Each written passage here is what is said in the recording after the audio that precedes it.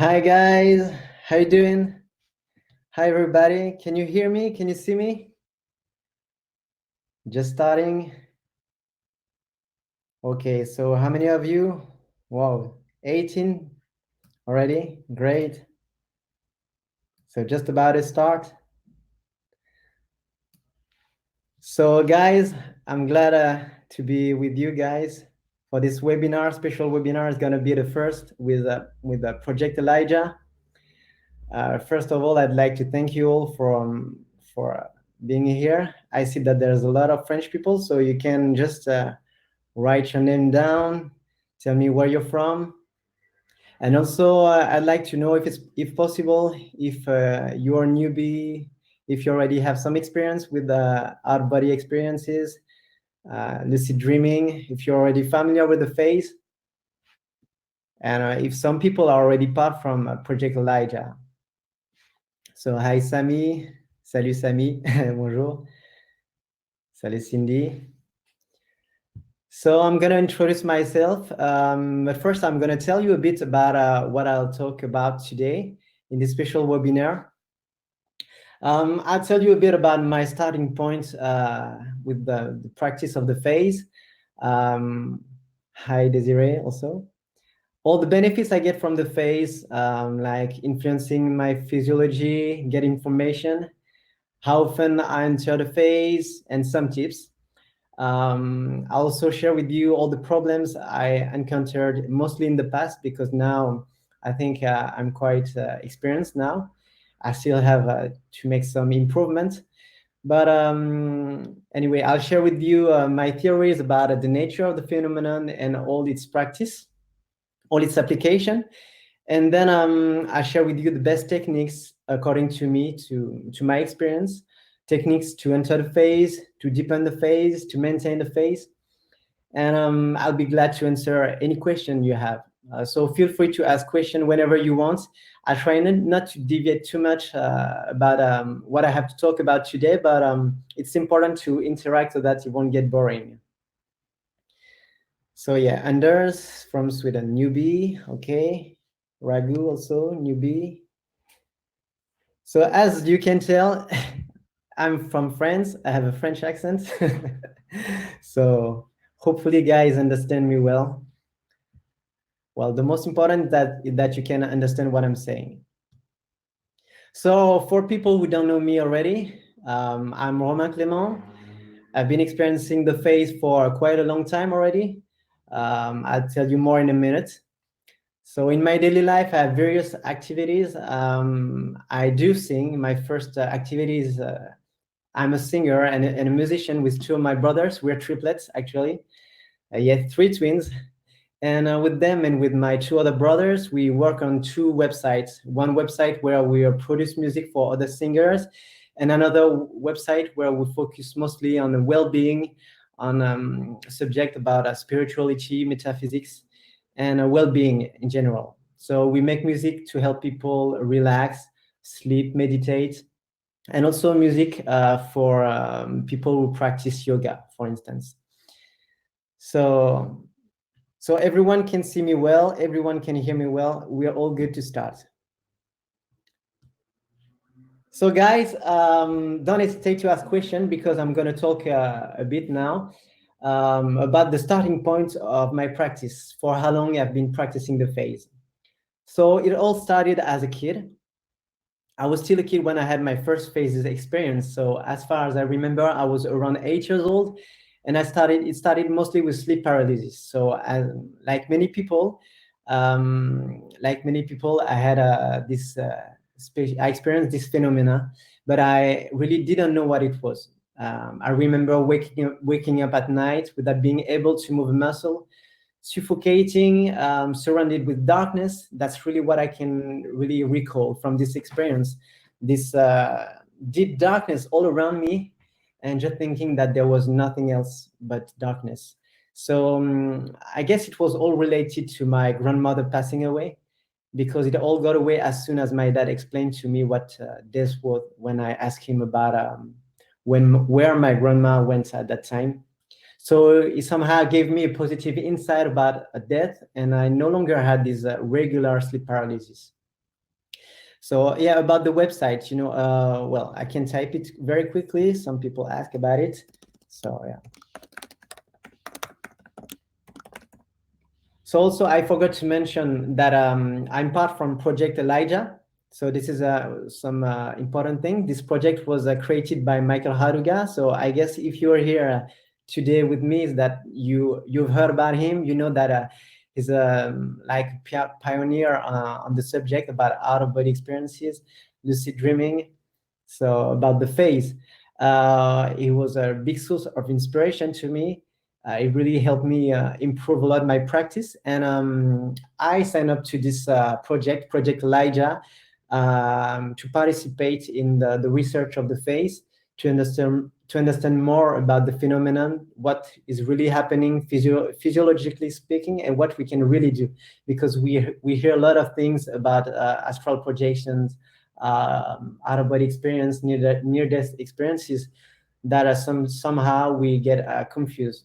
There's a lot of information to catch, a lot of information to learn, and somehow we can easily be lost in all this field of information. So I really recommend you guys to read his book, The Phase. And please, if you're interested, of course, after this webinar, subscribe to his Project Elijah. There's a lot of experiments to do, and the more we are, the more we can understand about the phase. So as I said before, the starting point about my practice started as a kid. And then, so after I got rid of this sleep paralysis, this regular sleep paralysis, um, I recall in my teenage years, I started to become conscious while dreaming on a regular basis. It often started with me being chased by monsters or soldiers, I'm pretty sure you guys already experienced that. So basically, I started to run away from them as fast as I could. And suddenly I just realized that something was weird in what was happening. So at that moment, I started to understand that I was not in a regular dream. I started to be conscious. And from that moment, that very moment, I started to go on the edge of a cliff, or by the window, for instance, and wait for the very last minute, very last second, actually, when they were about to catch me, just to fly away and to make fun of them. And all these lucid dreams were mostly positive and fun. So I had a really good time with all this practice. It happened very often during the week. And but later I also started to experience out of body experience, but I really didn't know what was happening at that time. So this was a bit more traumatic to me, because I remember just getting up out of bed, and suddenly I tried to turn on the light, and it didn't work. So I went to the corridor trying to turn on the light too, and at that very moment, nothing was happening. So I started to call out for my brothers, for my parents, trying to call out their name. I could hear that my voice has some kind of echo, but at that moment, nobody would answer. So I entered their room. I saw them laying down on their bed. I tried to wake them up, but nothing was happening. So I was really confused about what was happening. At first, I thought that I was dead myself, and that I couldn't interact with them. And on the other side, I was thinking that maybe I was awake, but they were dead. So I really, as I got back to my body, I was really lost. I was kind of confused, thinking that this was not just a normal nightmare. Really, I really experienced that with all my senses. And for years, I was just wondering what happened during this period of time. And that's only later, when I was in college, that I started to find out about out of body experience, lucid dreaming, and etc. So a few years later, back in college, I started to meditate quite regularly, and I experienced other hints of the phase, vibrations, images, sounds. I then read about out of body experiences, And so I remember that this time during the night, I uh, I started to feel all the hints from the face. So I guess it started with vibrations, and then I just recalled that I just had to stand up, and that's what happened. I just stood up. Sorry, up in my room, and somehow thinking that everything was so real that I was already awake in my physical body up in the room. So I went to knock to open the door, and just before opening the door to leave the room, I just thought that okay, let's try to turn on the light and see if I'm really in the physical reality. And at that very moment, I just tried, and the light didn't turn on. And suddenly, I could feel, in my body, I could really feel some kind of a lot of energy coming down to my body, and in just a second like this, I was freed from all the trauma I had in the past, but all the experiences when I tried to turn on the light and it didn't work when I was a kid. And suddenly it started to be a real exploration, a real adventure. Everything was so fun from that very moment. I can tell I'd never experienced any fears in the face. Everything was always wonderful. But I'll tell you more about that. We can see that it somehow reflects of our emotional state. So just to sum up, it's been already more than 25 years now that it all started. And I decided to practice more intensely 2 years ago to explore more. So I had this dream where I would see the vesical kiss symbol. I don't know how to pronounce it. The two circles, the two discs with the same radius. And the day after, one of my very good friends told me about The Face by Michael Raduga. And I smiled a lot because for people who read the book already, you know that the symbol of the face of the book is the two discs with the same radius, the Vesicas Piscis symbols. So somehow the universe had answered Michael.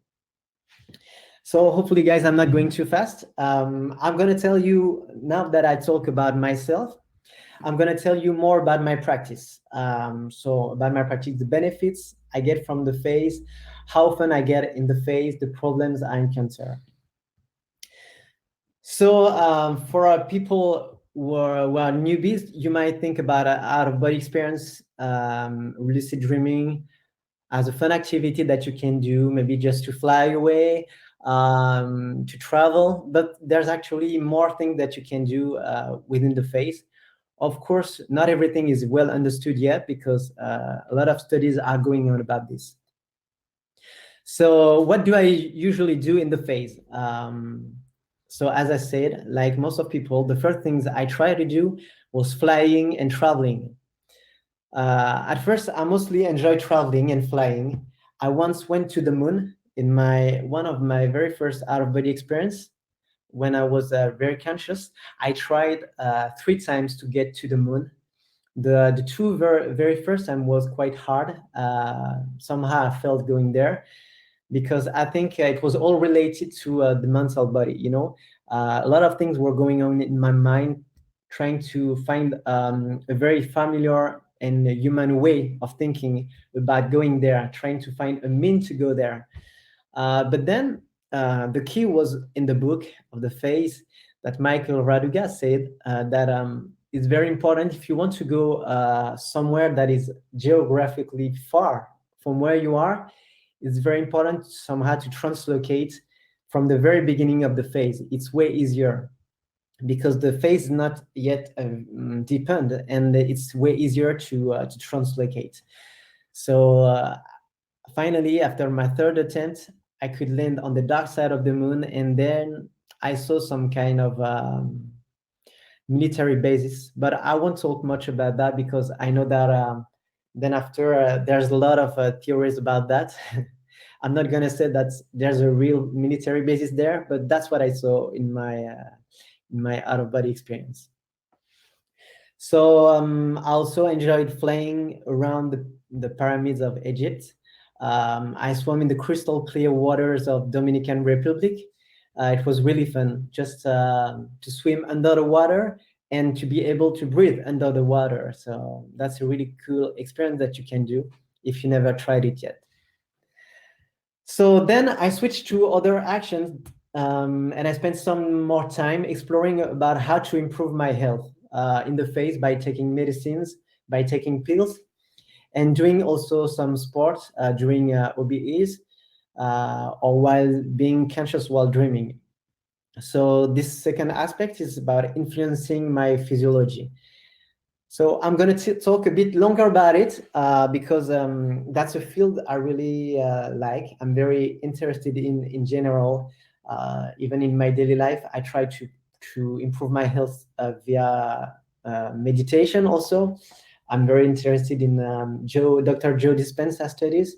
If you don't know about him, you can find about his book, "You're the Placebo." And so, how did I start? At first, I read about this and I was pretty convinced that in altered state of consciousness, we can really work on our beliefs about what we think we are, about what we think we have. Somehow, when we believe that we can get sick, we easily get sick. And if we really believe that we can heal, we can notice some improvements, some faster improvement in our health. So in my case, I could radically, for instance, get rid of my allergies. I was allergic to pollen, to dust, for many years, and I had to take pills each and every day for years. And in one out-of-body experience, I took a pill against allergies, and I noticed something happening in my senses, in the body I felt at that time. And once I got back, I could really feel a huge difference in the morning. Normally, I had my nose running, and this time, nothing happened.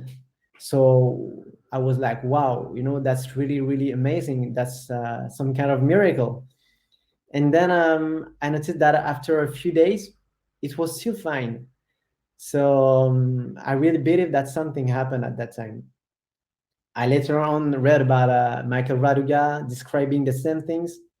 I also read some other articles where they were trying to study this in sleep centers, in hospitals, in clinics, and they were trying to find about the physiological aspects of lucid dreaming. So yeah, after a few weeks, I could feel that my allergy got back slowly. So I reproduced the experiments 3 or 4 times during out-of-body experiences, taking pills all the time. I had to look for the pill, and sometimes I would find the pill next to my bed, sometimes in the kitchen. It didn't make any difference as long as I could take it and feel. The most important is to feel what happens in the body. Some people would go meet some shamans, some holistic healers. It doesn't matter. Actually, what you have to find something that you believe in. And the way I was doing it for years, it was taking pills. So I just did it the same way. And this time, after 3 or 4 OBs, I didn't had any symptoms of allergies for more than a year and a half.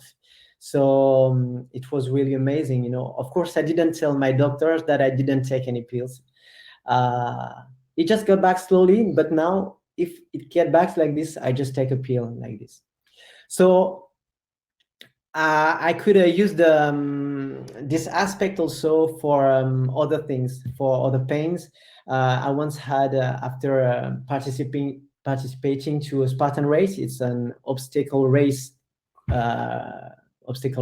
course.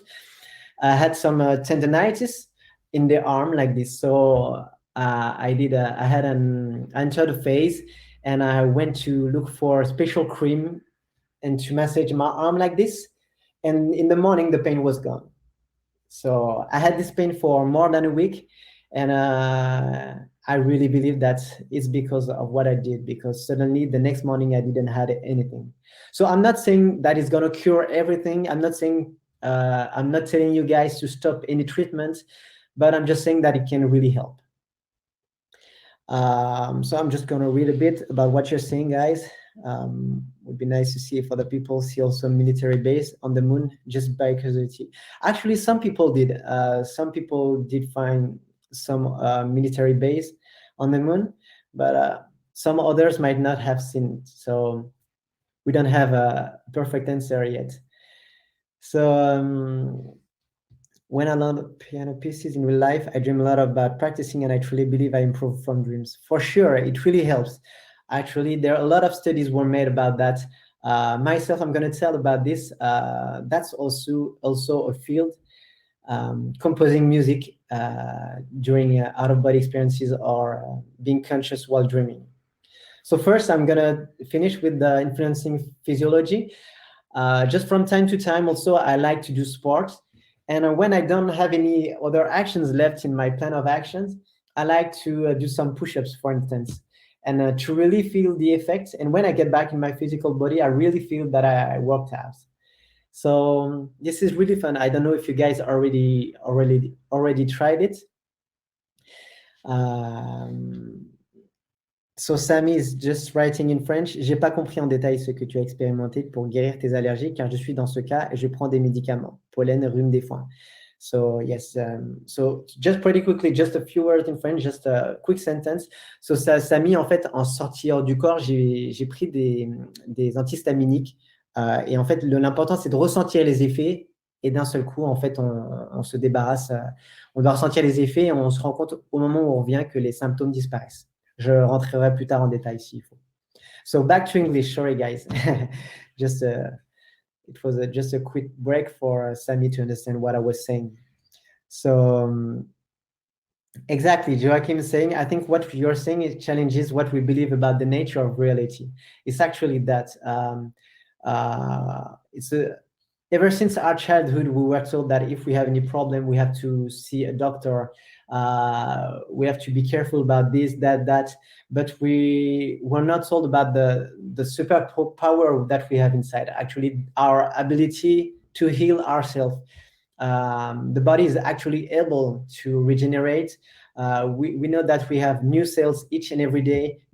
Our organs are being reshaped all the time. Even our brain, with the new studies about neuroplasticity, we know that we can change our thinking patterns. We can change our brain waves. We can change about our neurological connections.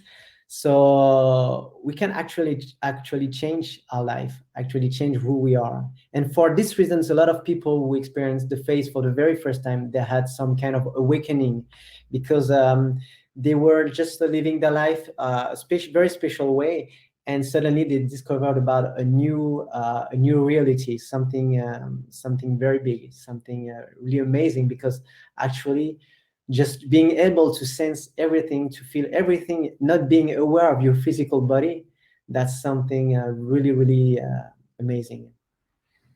So about composing music now, as a singer and composer, I tried this a few times, not so much actually. I wish I could try it more, but there are so many things I like to do in the face. But I'm going to tell you about the first one regarding music. I was in the phase in my neighborhood, and suddenly I heard a nice melody coming from not so far from a building, and then I just got closer from the building, opened the door, and I just walked a bit, and then entered a recording studio. And in that recording studio, there were my two other brothers that are singing and composing with me. They were playing instruments and they were singing, recording a very nice song. I really love that song. And what's amazing is that at the same time, I was aware that somehow I was creating that melody, or I was catching this melody in a special field of information. So somehow we think that we're genius at that very moment, because I'm a musician myself, but I know that a lot of people, Michael Raduga did that experiment with a lot of people who are not musicians. And a lot of people could experience exactly the same thing, being able to hear music they never listened to before, they never heard before. So we really have this ability to create something, to create some kind of symphony out of nothing. So how does it happen? We don't know already.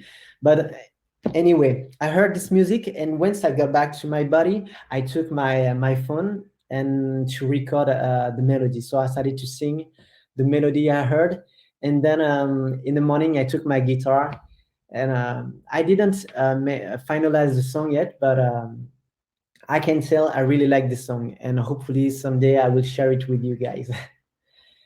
So yeah, Cindy is interested also about energies. Yeah, music and all kind of art. Yeah, all kinds of art. Actually, I talked recently with an architect that is using the face to check many things about the plans and everything is creating. I know that a lot of artists use it. For instance, painters, writers. It's really good to get some inspiration also. So now, yeah, we're talking about getting inspiration, but also finding informations. So while participating to Project Elijah experiments, I also worked on finding information in the phase in parallel by meeting people, disease or not, or by finding objects, for instance.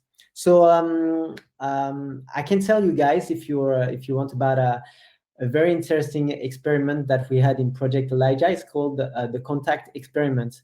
So we were asked to meet some deceased people and to see if we could communicate with them. So at that moment in my life, I had a friend of mine, not so close. So I don't know much about her personal life, but she asked me if I could talk to her brother. Her brother passed away. I don't know when. I don't know how. And she asked me to ask him two things. And so during the phase, I put my intention to meet her brother, and I met him in the corner of my house, and suddenly I asked him the very first question. Um, Actually, it's gonna be weird, but she asked me about how he's doing and everything. And he said something like, "Please tell her to stop worrying about black magic." I was like, what an answer. I didn't expect that kind of answer. And he also asked me to tell her to move on about her life. So later on, I told my friend, I was a bit skeptical about what I would say, wondering about black magic, And then when I told her that, she said it totally made sense because for years she was thinking that her brother actually committed suicide because of what she think was black magic. Maybe friends of relatives working on black magic, and for this reason, she thought that he killed himself. So I was actually surprised, but it can kind of relieved her from all of that. So she was wondering about it for years. Yes. So also sometimes I also use the try to find information about some other friends, about myself also.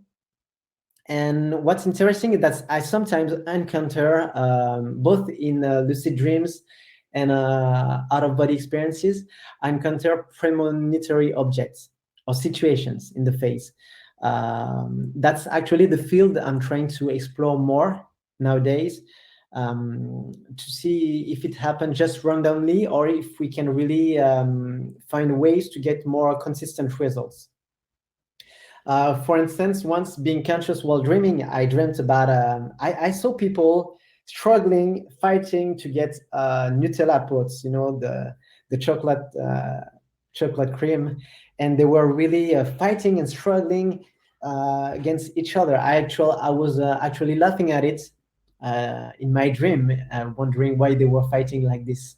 And then 2 days after, I saw on the news, I saw on the social media, people posting videos about people fighting in supermarkets about that, because Nutella, the brand, they made a huge discount that they never did before. And the people were actually struggling and fighting in the supermarkets to get these Nutella pots.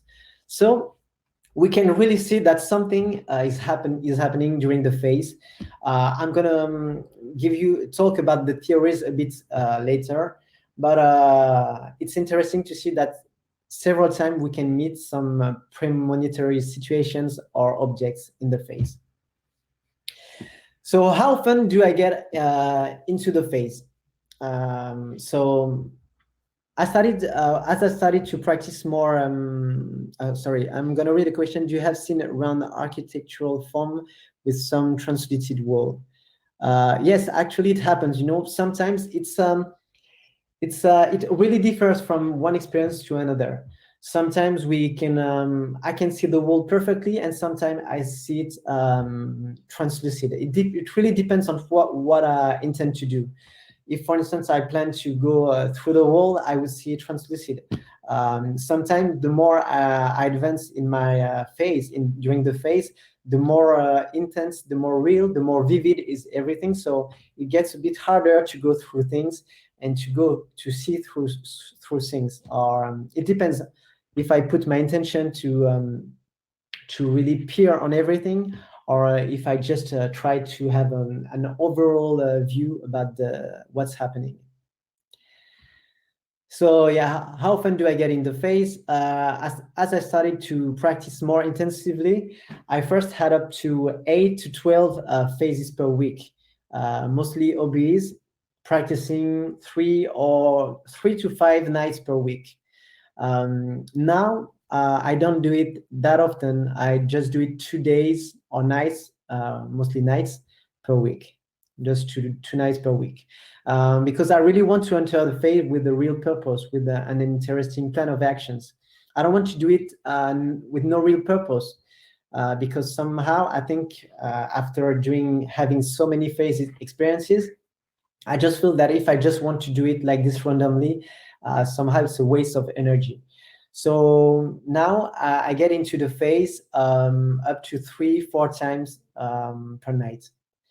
When I enter the phase, sometimes up to 3, 4 times per night. But I just do it when I feel I'm not too tired, when I feel motivated, and on weeks when I have many things to do, when I don't know, when I'm not in the right mood, I just try to rest mostly. I just go on with my normal life, reading, watching TV, series, meditating, and everything. So yeah, about lifestyle, I believe also that lifestyle affect the phase practice somehow. For sure, some people like to have sleep deprivation, to be really, really tired to enter the phase. Of course, it works, but I wouldn't advise people to reach that state to enter the phase. I would rather encourage them to be really to lead a more healthy path somehow.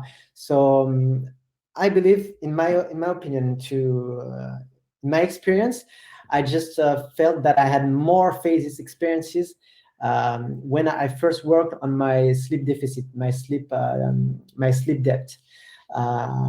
So first, in my opinion, just before entering the phase, for an important plan of action, I like to take some time to rest the day before or 2 days before, to get earlier to bed, for instance.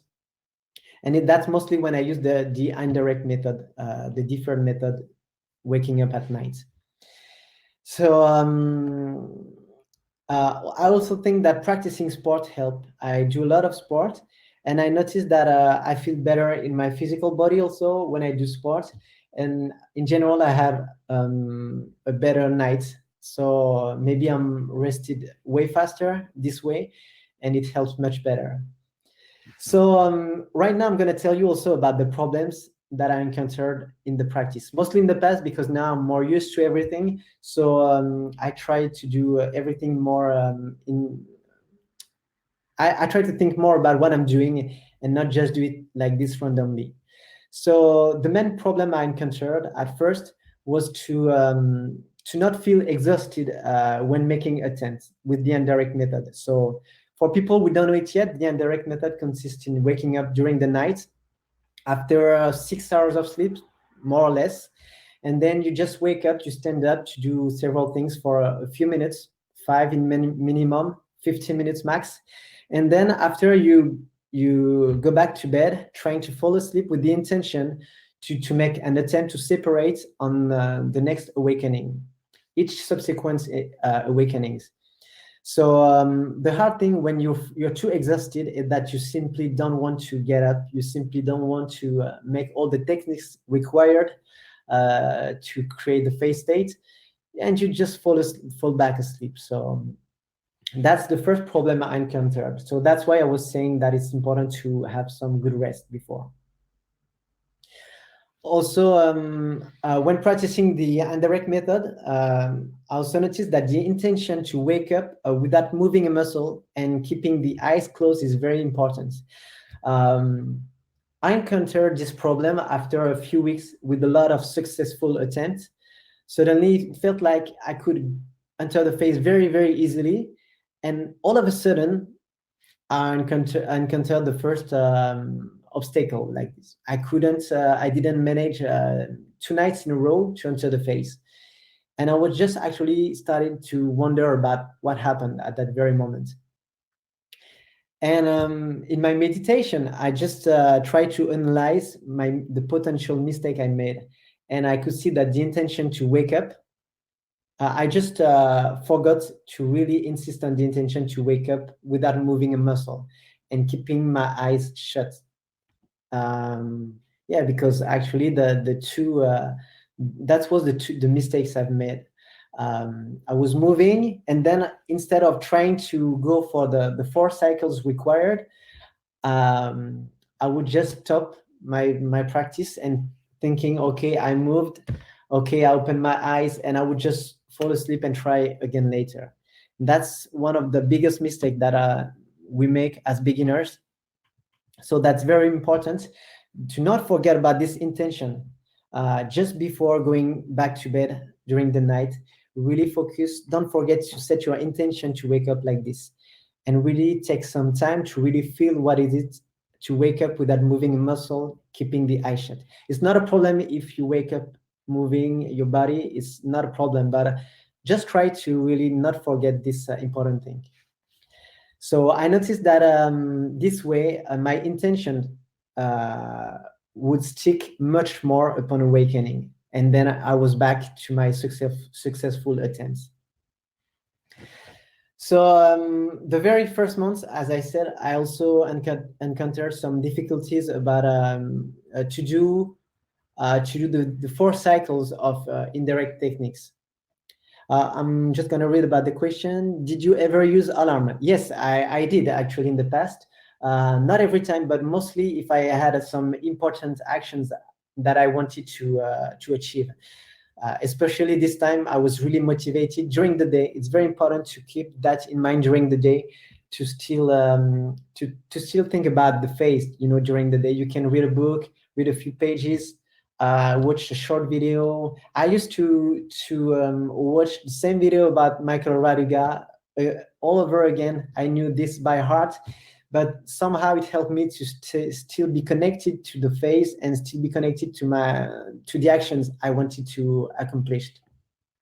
So on that very special night when I was not sure to be able to wake up by naturally, I will set the alarm. Now I don't set the alarm most of the time. I just take advantage of natural awakenings to do that. So the very first month I had some difficulties to do the 4 cycles of indirect techniques, especially after moving to bed. But I quickly understood that it was very important, because the role of these techniques is actually to help you get back into that specific state required to separate. It's very important. Somehow you just have to do this action, to do it no matter what. It's very important to do it no matter what, with motivation, with self-confidence, and somehow not thinking too much about what you're doing, just to have some real will to do it, to achieve it. And at the same time, if you can just think that you have to relax to get back to sleep somehow. It's called force falling asleep. If you try to think too much about this, for sure you're not gonna get near to that appropriate state. You need to really relax, but still have this firm intention to practice the techniques, to do it no matter what.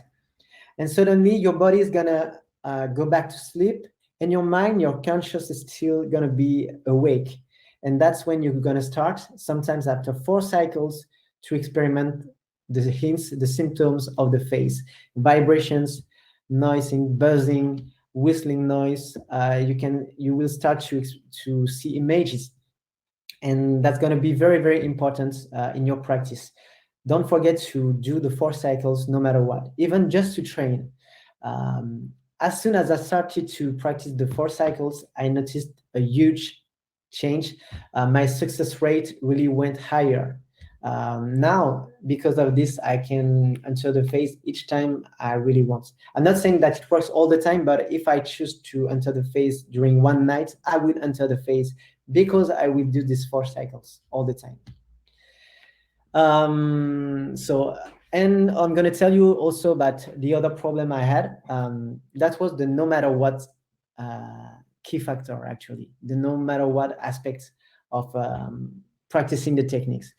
You really, when you're doing the techniques, some people, newbies, even myself, when I started, I just go and practice 1 cycle like this, feeling a bit sleepy. And then after I just said, okay, let's go back to sleep. And I try again later.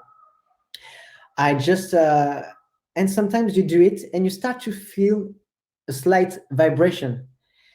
But what we really have to understand is that we really need to put that no matter what factor on what we're doing.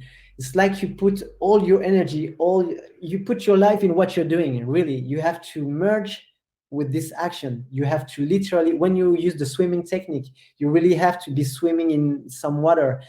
Even if you don't imagine it, you just swim. You don't care about how perfect you are, but you just do it for the required time, 5 seconds in general, and then you switch to another technique and just do it no matter what.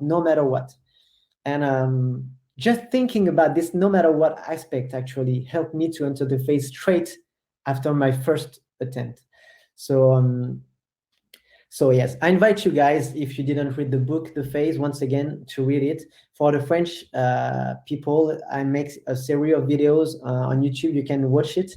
I explain also about all the techniques, explained also by Michael Raduga.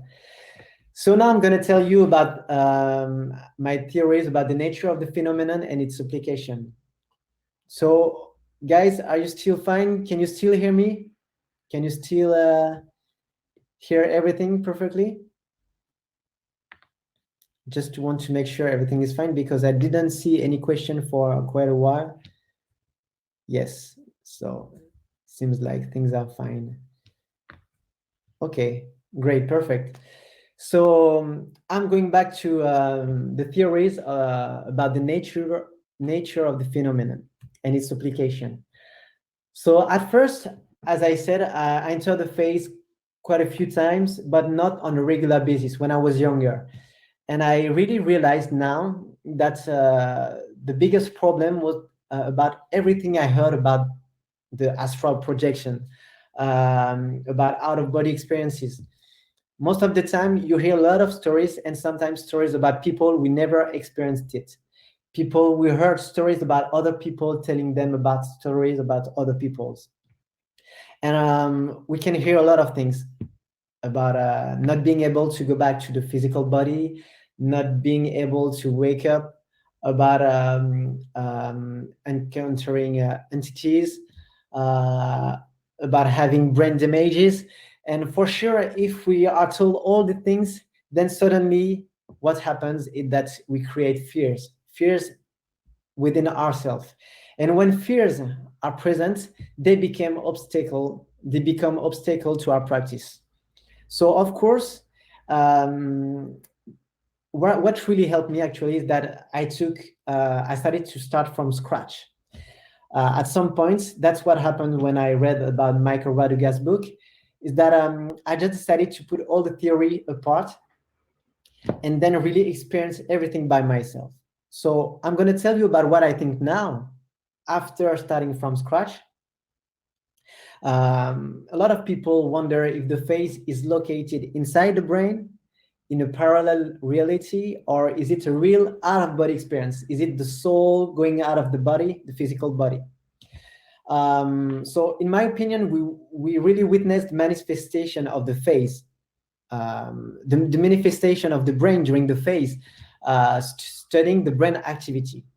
But something more happens in that altered state of consciousness, than just the brain being responsible for it. Um, I believe that the brain is not responsible for the phase, but what's happening, we can really see it in the brain activity.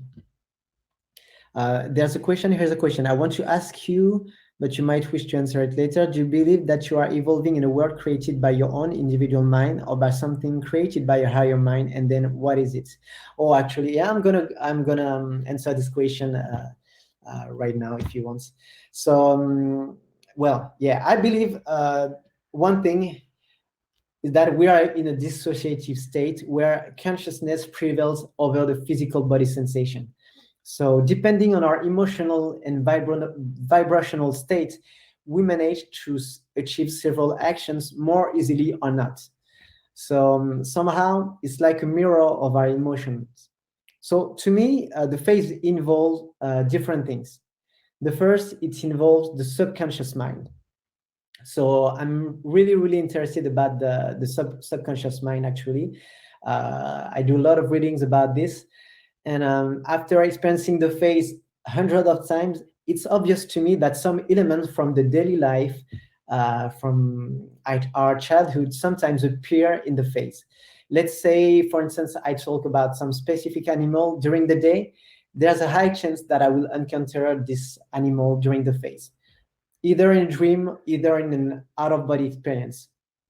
So somehow, of course, just to build all the scenery of the phase, of course, we're going to get some information about the subconscious mind, which is about 95% of what we are doing during the day.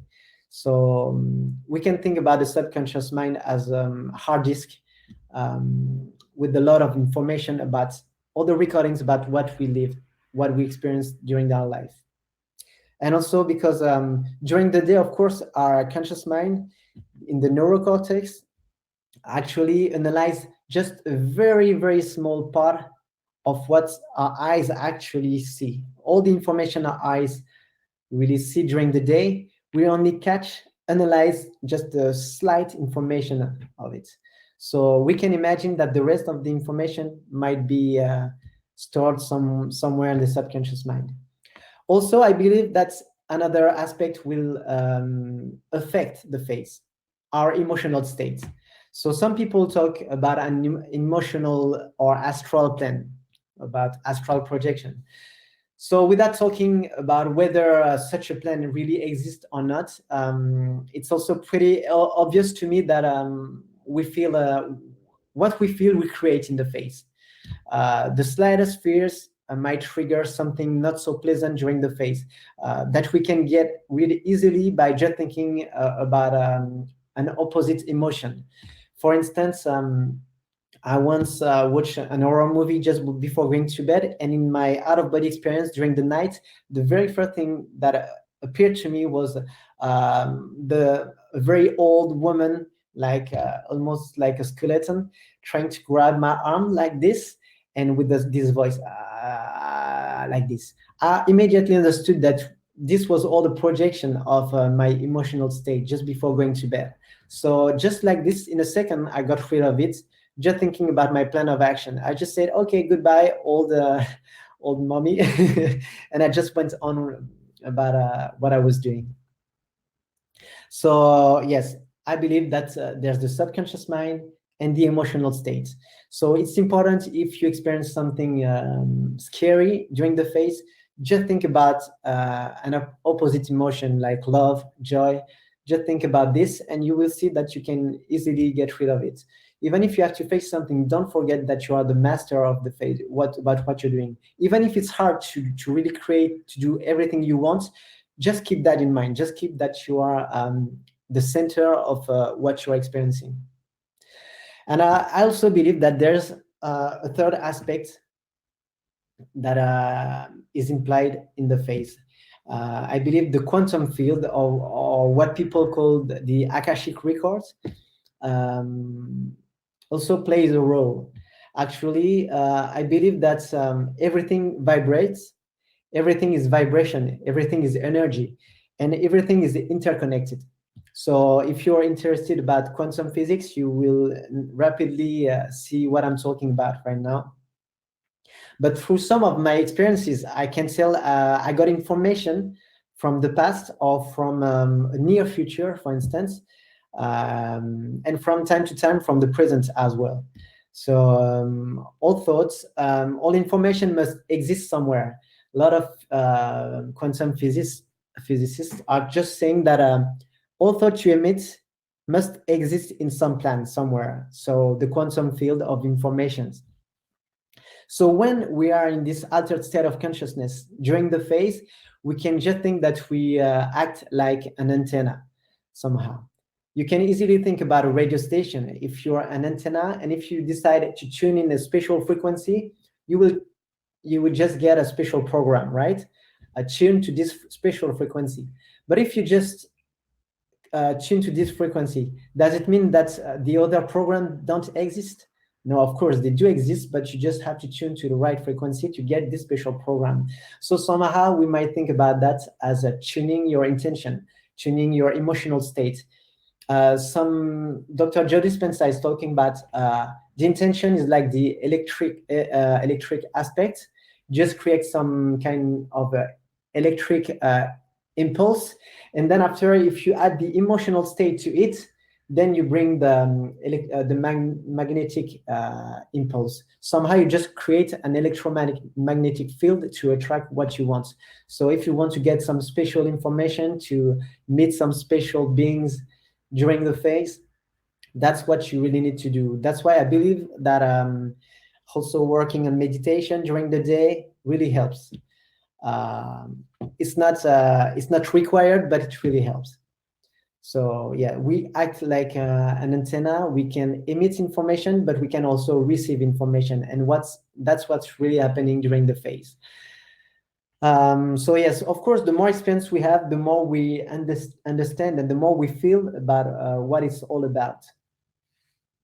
So I didn't talk much about near-death experience, because that's another interesting topic.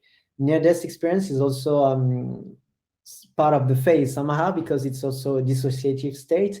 Some people already try to recreate what happens during near-death experiences, during out-of-body experiences. So even though we can recreate the same sensations and perceptions, I still consider that it's slightly different.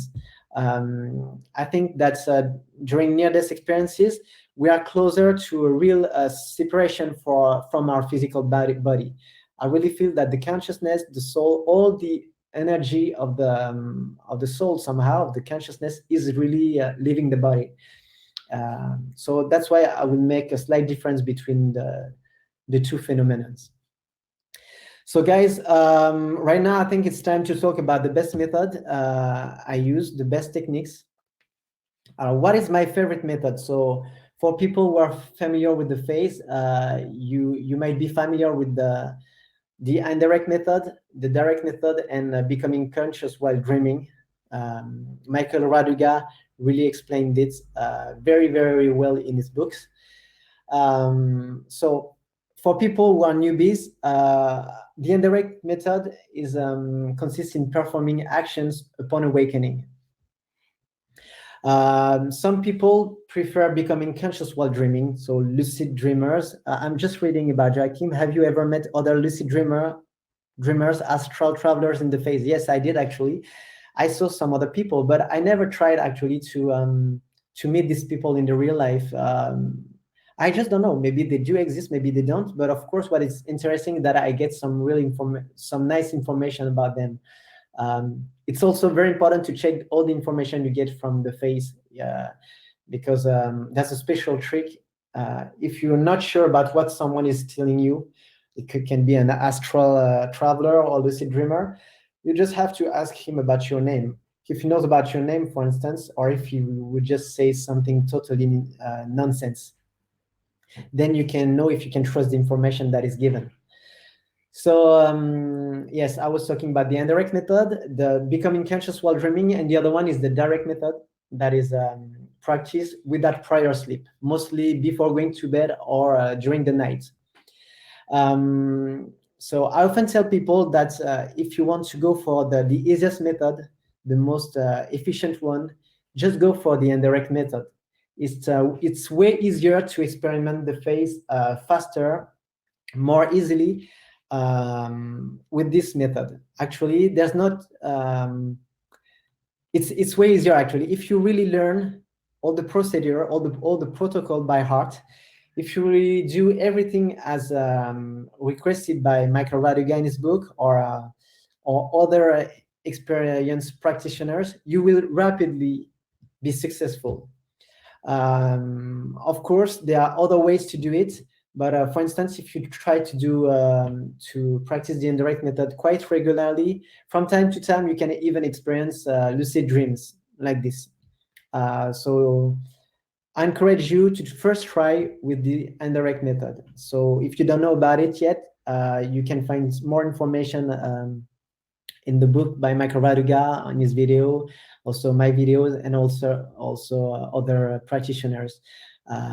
Well, I'm just gonna tell you about the favorite ones, but I'm not gonna develop about it because a lot of people did that already before.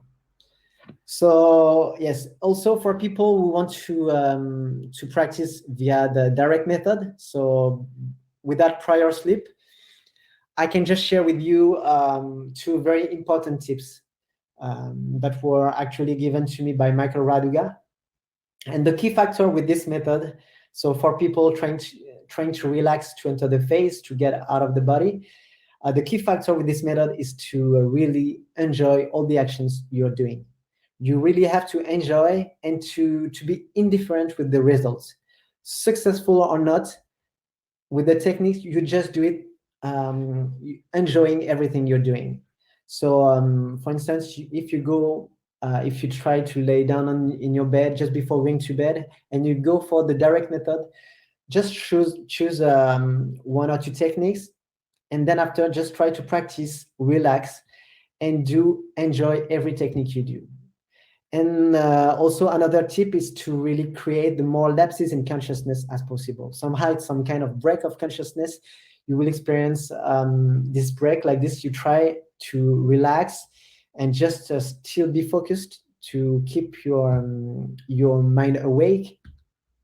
And then suddenly you experience this lapse of consciousness. The goal is to experience as much as lapses of consciousness as possible, because as you might know, if we just enter the sleep directly, you don't enter in REM sleep, and REM sleep is really required to experience the phase.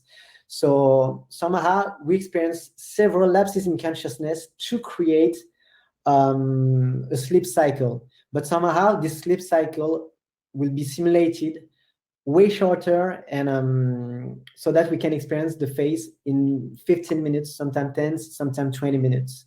So it's not going to be easy, but that's actually working for many people. Mostly experienced practitioners practice this method very well, because it's not so easy to really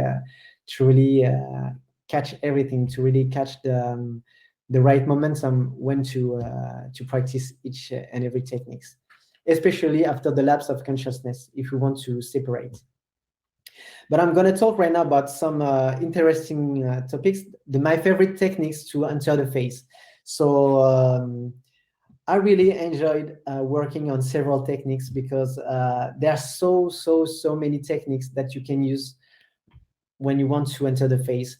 And so to start with, I like to use the separation techniques right upon awakening. That's the first thing I always try to do. If you just wake up during the night and you plan to enter the phase, just try straight upon awakening to get up, to roll out or levitate. So how to get up? I just naturally think about getting up without thinking, am I really moving? Am I really getting up out of the bed and everything? I just think about getting up no matter what, like this, or rolling out in the bed to get up. And a bit less about levitating, but it happens several times.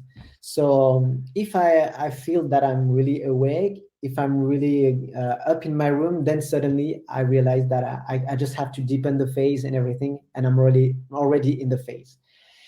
If separation techniques don't work, I go for indirect techniques. So I'm going to tell you about my favorite ones. And the favorite one I use in all my practice is the swimmer technique. So I imagine the process of swimming without moving a muscle, with as much details as possible, trying to feel all the physical sensations. You can even imagine yourself swimming in a lake or swimming in a sea, but you really have to imagine and feel the process of swimming without moving a muscle, without moving a physical muscle. If you find some results, if suddenly you can feel the action of swimming, then suddenly you can emphasize all the sensations and then do the separation techniques, getting up, rolling out, or levitating, for instance. My other technique, the other techniques I like to use is a visualization of the hands. So I try to visualize my hands like this, very close from my face, and rubbing my hands together at a pretty close distance from my face, as if I was trying to warm up my hands like this, and focusing both on the movements of the hands and the sounds that could result from this action. I try to feel any sensations related to rubbing my hands like this.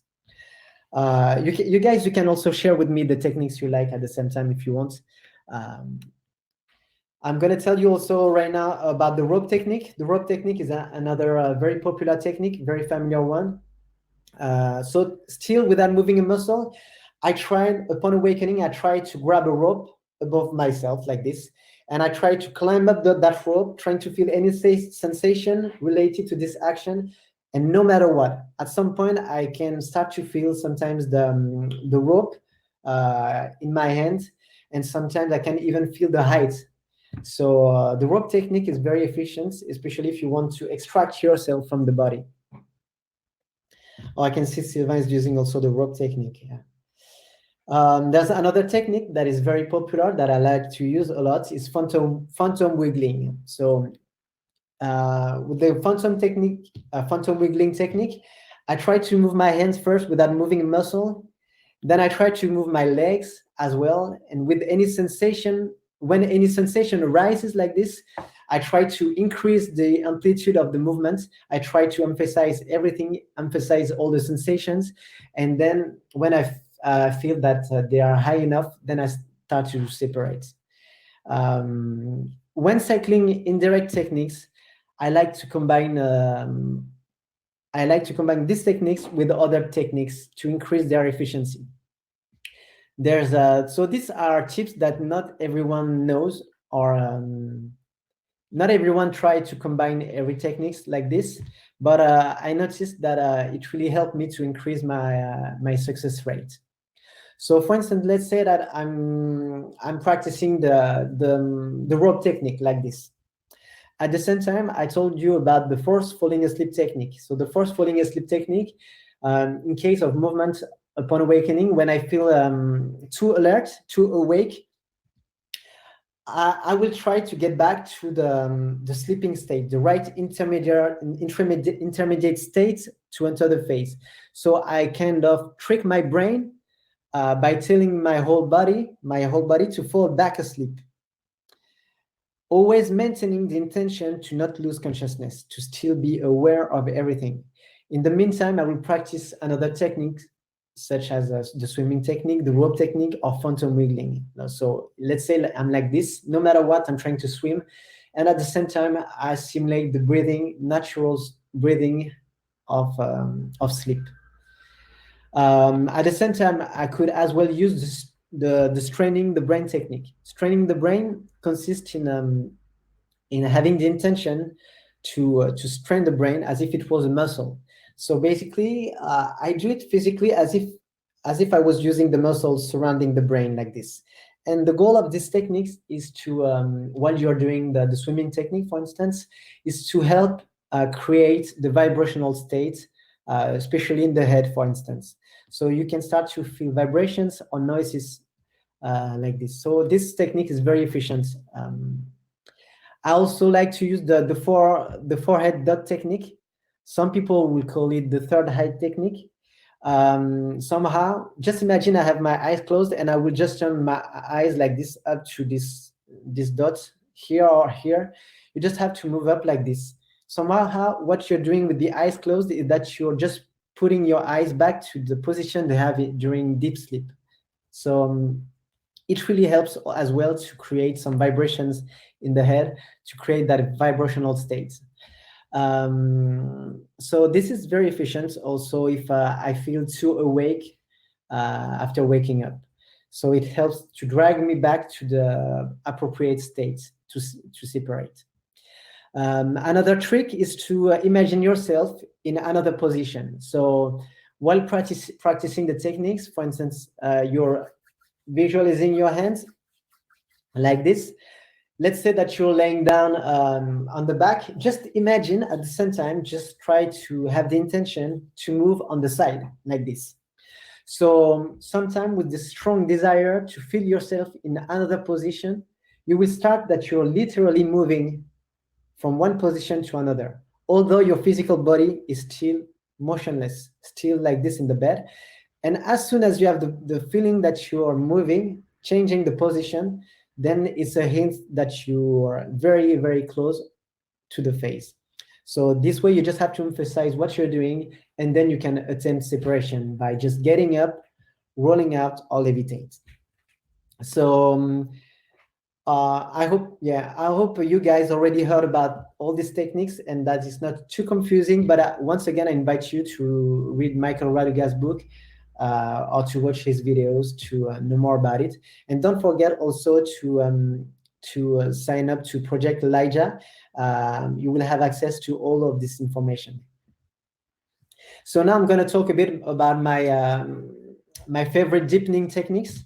So about the deepening techniques, the first one I always use is palpation.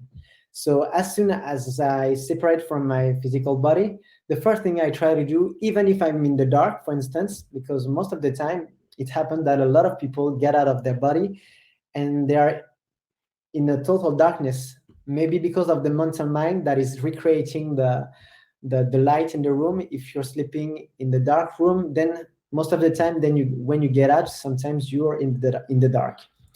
So even in the dark, I just try to move in my room, for instance, and I try to feel objects.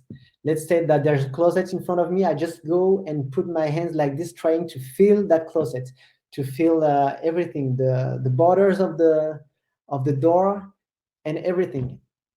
You can feel the temperature. Try to feel all sensations related to touching that closet. So palpation is the first technique I always use. Try to palpate any object you encounter in the phase state.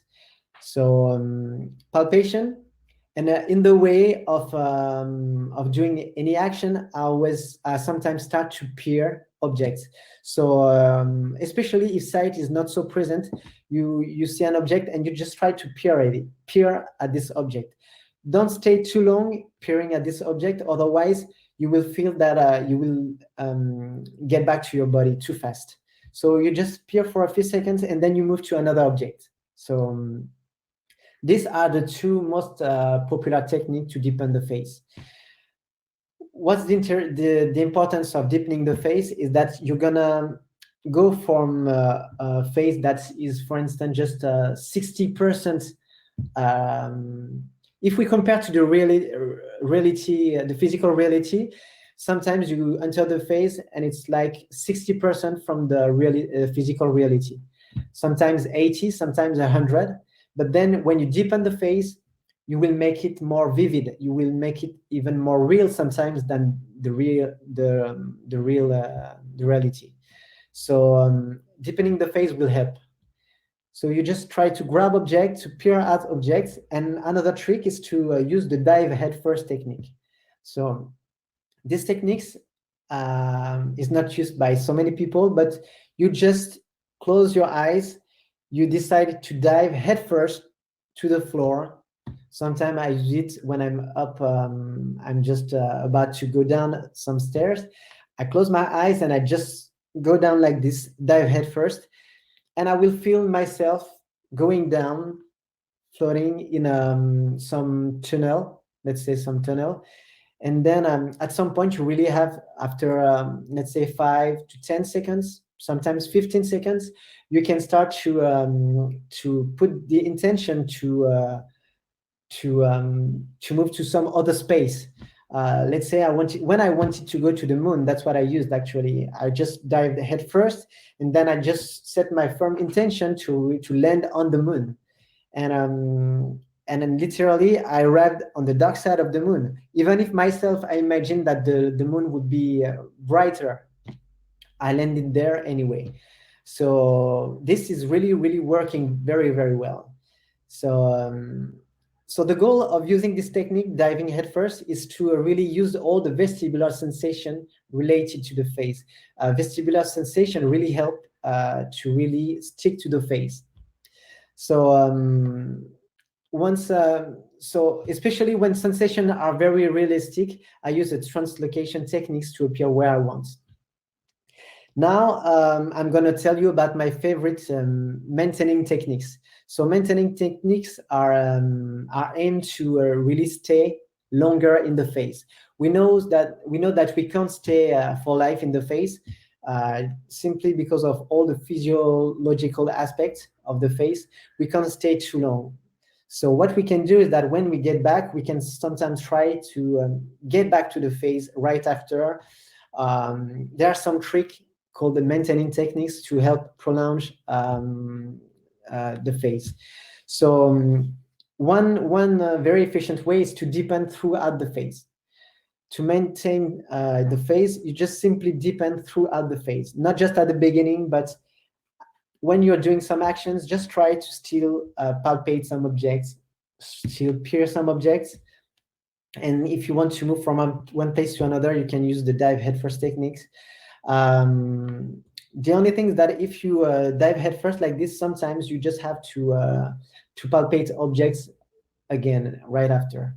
So the aim of doing that is to keep all the sensations of what you're doing. It helps you stay in the face. You can also think about vibrations to maintain the face, to help trigger vibrations in your body, in your brain. So using the straining the brain technique. I also use another interesting techniques to lie down on the floor. So it's really funny. If someone was looking at this action during the face, he would be laughing probably. That let's say I'm just witnessing something during the face, and I decide, because I feel that I'm going back to my body, I decide to lay down in the face for 5 to 10 seconds as if I was sleeping. So what I'm doing right at this very moment is that I'm recreating the appropriate state. I'm just getting closer to the face. It's like I'm waking up, I'm going closer to the face to maintain the face. So you can lay down like this and simulate sleep for 5 to 10 seconds. You can also, if you're standing up, turn around like this for 5 to 10 seconds also to increase that, to use that vestibular sensation once again. So this is all the action that I use doing some movements, laying down, turning around, but I also discovered some new tricks that you can start to count seconds or count your breath, the number of breath you have. Of course, it requires not to do some specific action that requires yourself to be focused in everything you're doing. You can just, you go out of your body like this and you start to count 1, 2, 3, 4. The aim of doing that is that you will try to reach the highest number as possible. You can also count your the number of breath you have, like 1, 2, 3. For instance, if you do that like this, it will help you stay longer in the face. So counting really helps. My top tips for newbies, it's very important. The very first thing to do is very important to set a goal, to get a real motivation. Don't try to enter the face just to enter the face. Really try to find some interesting plan of action. it really helps increase the success rate by far. It's really important to have a clean sheet, also to start from scratch, without sticking to any beliefs you have heard about it. Anyway, if someone died during the phase, he never got back to tell us that he died because of the phase. So it totally makes sense to start from scratch. Just know that fear often arises. It's normal. It's mostly when you have a wrong idea about what you're trying to do. That's typically the fear of the unknown. So read the book mentioned earlier that I talk about, the phase. It will definitely give you the right key to enter the phase. And another thing is that it's really important to really stick with the procedure. Don't try to invent a protocol if you're a newbie. There's a reason why Michael Raduga and other specialists always talk about the specific actions to do to enter the phase, the number of cycles, the number of seconds you have to do it, because they already practiced this action with so many people before, for years, and it's not something that they just invented just for fun. So there's a reason why they're telling about that, and it's because it worked. It worked with many people before. So try to stick with the procedure, and only if you start to be more experimented with all these actions, then you can start to experiment by yourself new things to see if it works better or not.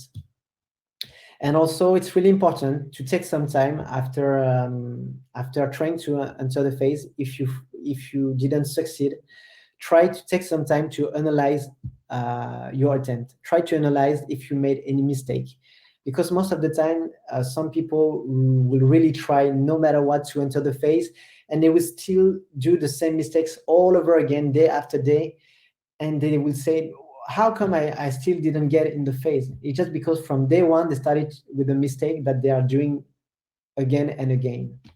So try to analyze all your mistakes, and there's nothing more true than the four principles given by Michael Raduga.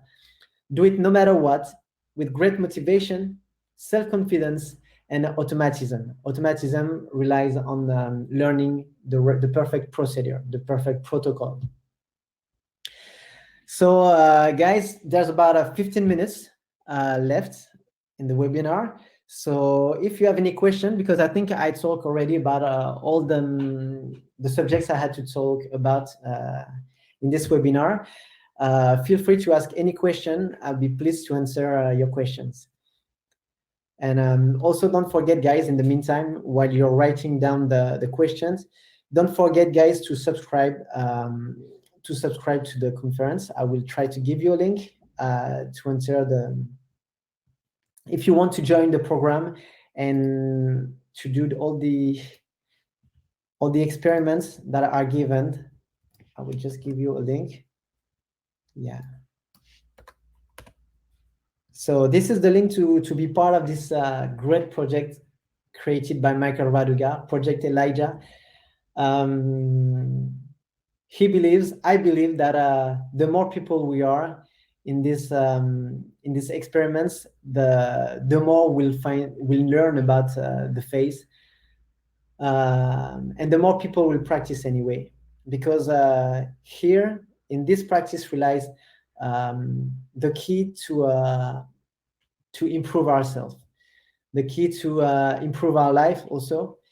Of course, that's not the only thing you have to do. It's not about running away from your life. It's not about leaving behind everything you have to do, leaving behind your work, leaving behind your love life. But just know that with this practice, it's really a way to get answers, and to also enjoy your real life, your physical life, even more sometimes.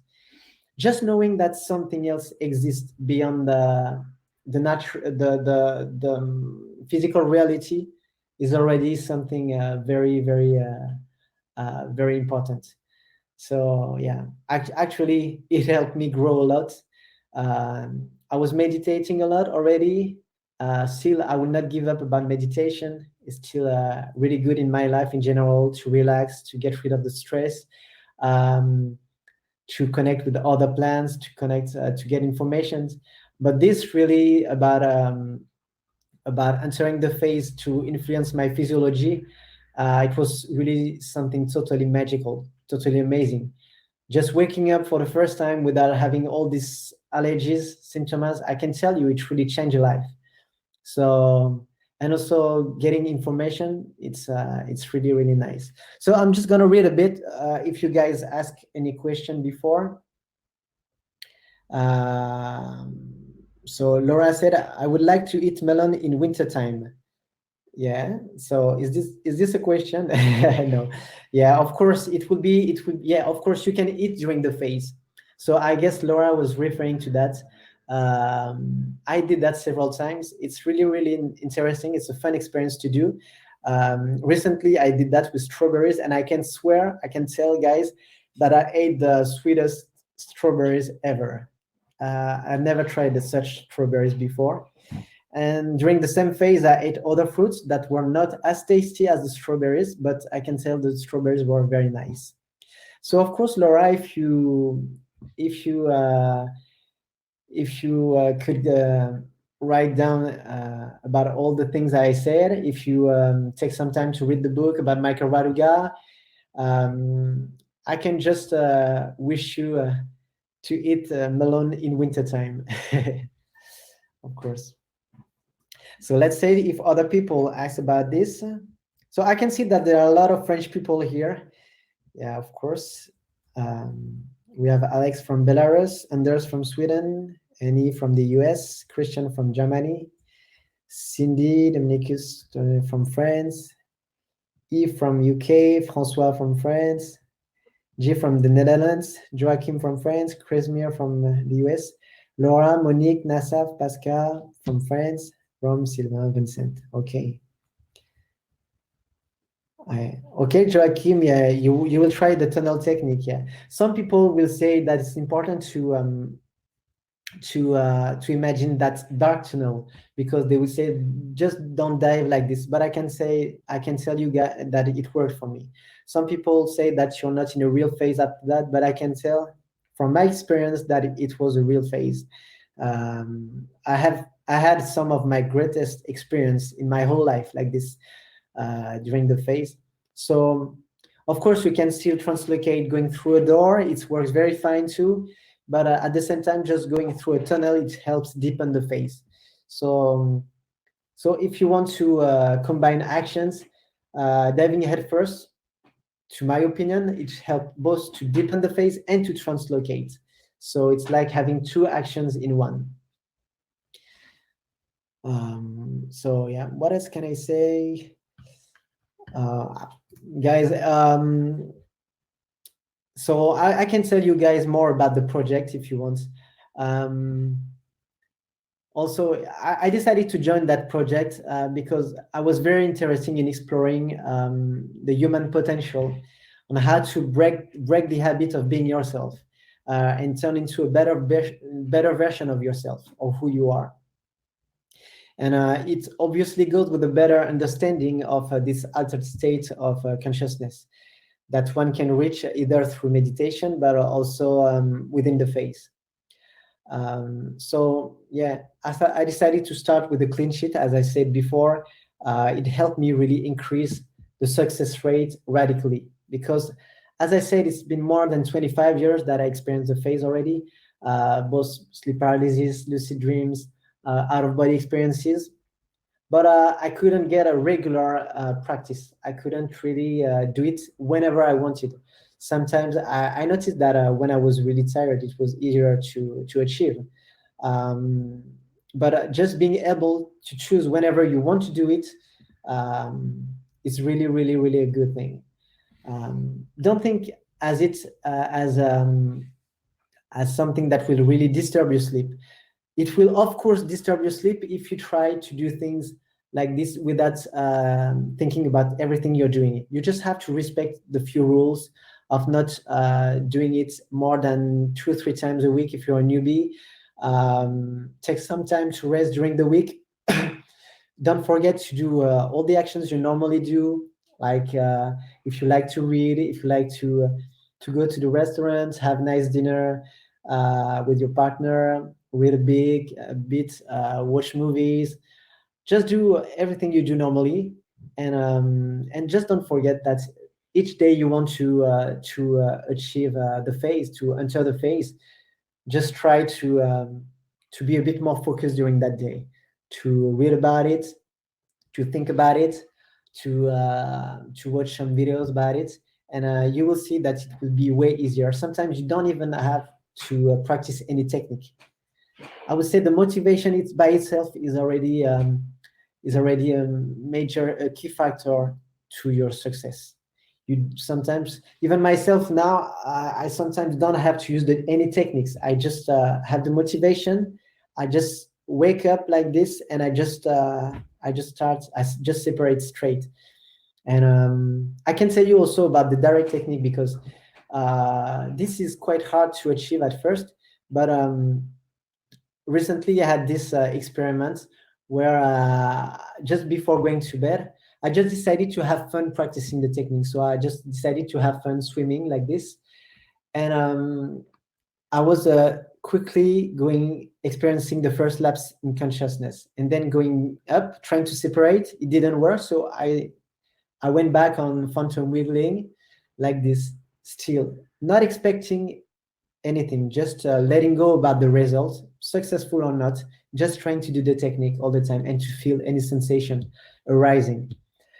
I just experienced other lapses of consciousness, and suddenly I saw a zebra in front of me, and then two zebras in front of me. I could literally see them. It's not my imagination. You can really see when you're imagining something, and when you're witnessing that with your real sense.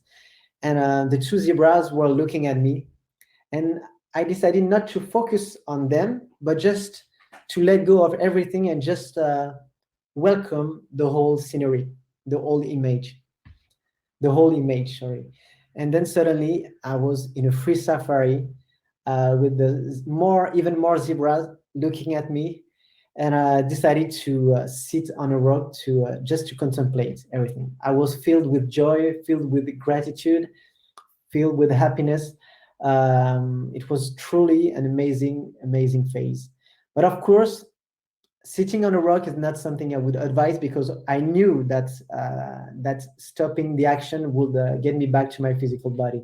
That's something you have to be aware of, is that if you want the phase to last longer, you still have to be active all the time. Even if you're talking to someone, just try not to be absorbed by what this person is telling you. Just try to keep yourself active in the phase. Don't if you enter the passive mode, then there's a high chance that you will get back to your body. So Christian is saying, a tip from me to prolong, get back fast in the phase. If you feel you get out of the phase, set the intention to stay without moving and with the eyes closed. When you wake up, within 1 minute more or less, you will get back into another phase. By my record is 15 lucid dreams in a row. Wow, that's really great. Another thing with exactly that's exactly what I said before. Just really set the intention to wake up without moving a muscle and keeping the eyes closed, really, within 1 minute. So, oh, my question to Christian is your record 15 lucid dreams in a row in the same night, or 15 nights in a row? Yeah. So yes, Christian, I found out about this quite recently. I find that imagining something moving your body gets you back faster. So thanks. So guys, I really enjoyed doing this webinar with you. I can see that it's almost time now. I can still answer a question very quickly if you have one. Otherwise, thank you guys. Don't forget to join the program, to join Project Elijah. It was a real pleasure for me to give this webinar, a real honor to be asked to do this webinar by Michael Raduga. Thank you, Michael, for asking me to do this webinar for everyone. I hope you guys understood well what I was saying, because I know that I have a French accent. I used to have a better accent, but I don't work much on this accent anymore. And And look at what I said, please. Christian, I have problem with my internet, and so I missed an hour or so. I have problem with vision sometimes. I roll out of my bed, and sometimes I open my physical eyes instead of astral eyes. Oh, I see. That's something that is very, very common. Sometimes it's actually, the mind is blocking us when we're up. We literally feel that we're up in some space, and the things that we are really scared that to open our eyes at that very moment. We think that we're going to open the physical eyes, and for some people, that's what happens. So that's what I said. The mental mind is tricking you.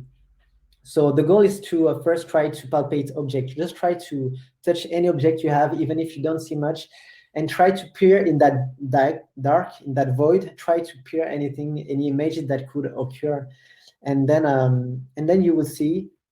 Just ask for the light to appear. Just ask with a firm intention, the strong desire for the light to appear.